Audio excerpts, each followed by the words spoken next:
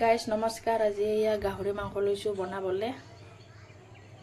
গাহৰিৰ লগত আছে এইফালে আলু লৈছোঁ এটা, বিলাহী দুটা আৰু এয়া মূলা, আদা ৰচুন এনেকৈ জলকীয়া লৈছোঁ আৰু পিঁয়াজ কাটি ল'লোঁ।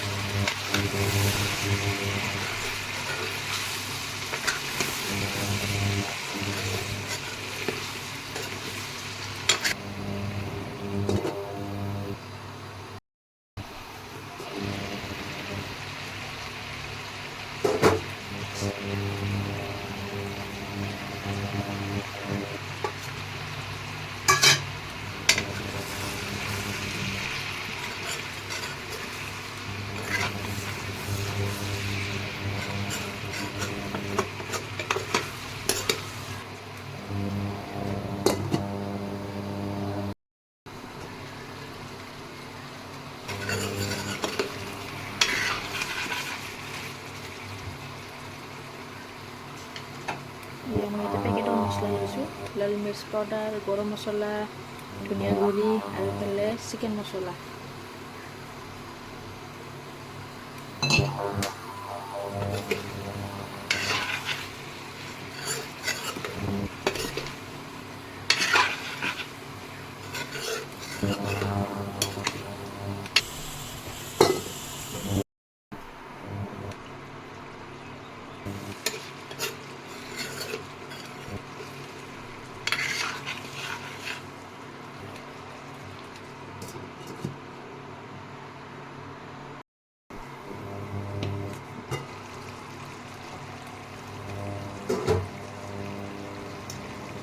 এয়া হৈ গ'ল মোৰ গাহৰি মাংস, খোৱাৰে কথা আৰু